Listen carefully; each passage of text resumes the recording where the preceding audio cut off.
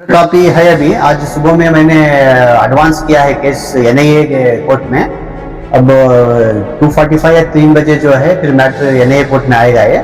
तो फिर supreme court का जजमेंट जो है उनको पेश करके वो श्योरिटी क्या देना है बोल के ना वो ऑर्डर कर सकते हैं एनआईए कि मोर देन 5 इयर्स तक जो जुडिशियल कस्टडी में है अक्यूज।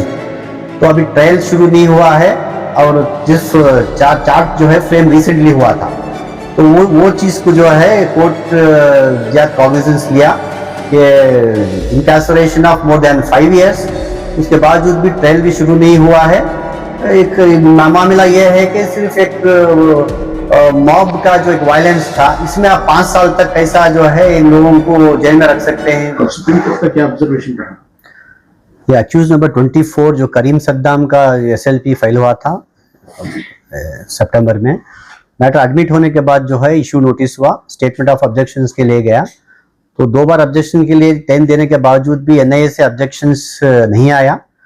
जो सितंबर 7 को जो फाइनल हियरिंग का जो मैटर था, जब भी जो है एनआईए के वकील जो है फर्दर टाइम मांगने की कोशिश कर रहे थे ऑब्जेक्शंस डालने के लिए, तो फिर हमारा बहस शुरू हुई। तो हमारा मेन जो ग्राउंड यही था कि मोर देन 5 इयर्स तक जो जुडिशियल कस्टडी में है अक्यूज्ड। तो अभी ट्रायल शुरू नहीं हुआ है और जिस चार्ज जो है फ्रेम रिसेंटली हुआ था तो वो चीज को जो है कोर्ट ज्यादा कॉग्निजेंस लिया कि इनकासरेशन ऑफ मोर देन 5 इयर्स। उसके बावजूद भी ट्रायल भी शुरू नहीं हुआ है। एक मामला यह है कि सिर्फ एक मॉब का जो एक वायलेंस था इसमें आप 5 साल तक कैसा जो है इन लोगों को जेल में रख सकते हैं बोल कॉपी है अभी। आज सुबह में मैंने एडवांस किया है केस एनआईए के कोर्ट में। अब 2:45 या 3 बजे जो है फिर मैटर एनआईए कोर्ट में आएगा ये। तो फिर सुप्रीम कोर्ट का जजमेंट जो है उनको पेश करके वो श्योरिटी क्या देना है बोल के ना वो ऑर्डर कर सकते हैं एनआईए कोर्ट। क्या श्योरिटी जो है सुप्रीम कोर्ट ने ट्रायल कोर्ट को ही दिया है। तो trial court the satisfaction of the trial court बोल के है। तो उसका मतलब जो है एनआईए कोर्ट जो है वो तय करेगा श्योरिटी में या तो प्रॉपर्टीज का हो सकता है, फिर जो है एनआईए के ऊपर है जो इम्पोज करने के लिए। ये केस की पूरी पैरवी जो है किसकी जानिब से की गई, इसमें आपका क्या रोल है और आपके अलावा भी कोई है क्या?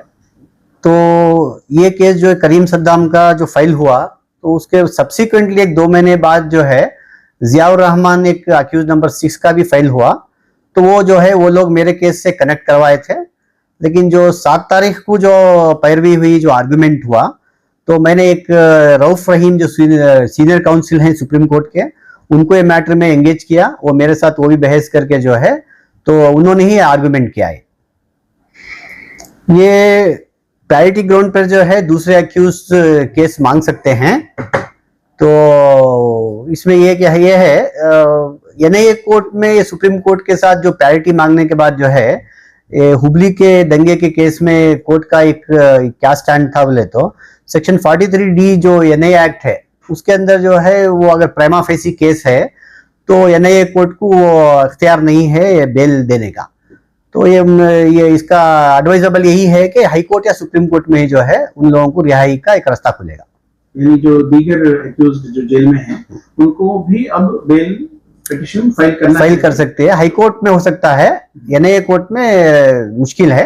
हाई कोर्ट या फिर सुप्रीम कोर्ट तक लेके जाके जो है इनको रिहाई करा सकते हैं। तो आप क्या इसकी कोशिश करेंगे? इंशाल्लाह अगर एंगेज किए तो कर सकते हैं इंशाल्लाह। गिल्टी प्लीड करने के बाद जो है ऑलरेडी ऑर्डर तो हो चुका, उसके खिलाफ फिर वो हाई कोर्ट को जो है अर्जी लगा सकते हैं। कैसे क्या अर्जी कैसे?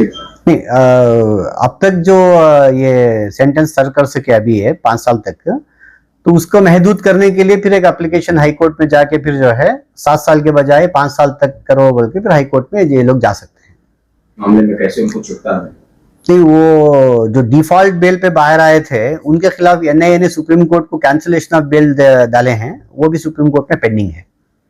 उसमें भी एक 42 अक्यूज को मैं रिप्रेजेंट कर रहा हूँ सुप्रीम कोर्ट में। तो क्या उन्हें जो डिफॉल्ट बेल है क्या वो रेगुलर बेल में कन्वर्ट हो सकती है? हो सकती है मसला। तो अनटिल अनलेस से कैंसिलेशन ऑफ बेल का कुछ ऑर्डर नहीं होता तो एक बार अगर बेल हो गई तो फिर वो कन्वर्ट इनटू रेगुलर बेल ही हो सकती है। अच्छा, इन दो मुलजिमीन को जो जमानत मिली है तो इसका क्या असर हो सकता है पूरे मामले पर? बोले ना। नहीं, ये मसला सिर्फ जो है बेल के हद तक महदूद है ये, तो ये ट्रायल पर असर कुछ नहीं होगा। या तो ये चीज फिर ट्रायल मुकम्मल होकर खत्म होना है केस, नहीं तो जो है, जो मैं अर्लियर से ये केस में कभी भी कोई मशवरा करता ही बोलता था कि या तो डिस्चार्ज एप्लीकेशन डालना, उसके ऊपर या तो क्वाशिंग डायरेक्ट हाई कोर्ट को जाना। आपके ऊपर अगर स्पेसिफिक अगर एलिगेशन नहीं है तो क्वाशिंग में भी जो है ये मैटर सॉल्व हो सकता है। तो बेल होने के बाद जो है फिर इन्हीं का फिर क्वाशिंग को डाल सकते हैं। हर आदमी का रोल अलग अलग है इसमें। जो करीम सद्दाम का ये रोल था, तो एनआईए के तहत जो है एक इनोवा जलाई गई थी, तो 4-5 लोग मिलकर इनोवा जलाई गई थी, उसमें ये एक है बोल के। तो हमारा एक स्टैंड ये था कि इनोवा, जलती हुई इनोवा के ये बाजू सिर्फ खड़ा था, तो उनके जो फादर बाहर मेडिसिन लाने गए थे उनको जो है ये रहनुमाई कर रहा था फोन में, तो ये टावर डंपिंग में जो है इसका नाम आ गया था एक्चुअली, तो वो एरिया में था बोल के, तो वो इसके ऊपर एलिगेशन था कि ये एक्टिवली इन्वॉल्व था। क्वाशिंग के जरिए हो सकता है। ट्रायल अगर चला तो आज तक का कोई ट्रायल जो है 2-3 साल में खत्म नहीं हुआ, 10 से 15 साल लगते हैं, तो बाद में चल के वो बाइज्जत बरी होते हैं एक्चुअली। तो इसीलिए जब ये जो घटना घटी, तो वेरी सेकेंड डे मेरे पास जो है एसडीपीए के लीडर्स आए थे मेरे ऑफिस में, तो उनको यही मशवरा दिया मैं, ये मॉब के केस में जो है आप बेल के पीछे मत जाओ। तो इसे इमीडिएटली जो है हर आदमी का अलग अलग एक रोल रहता है, तो उसमें क्वाशिंग शुरू से ट्राई करो बोल के मैं मशवरा दिया था उनको।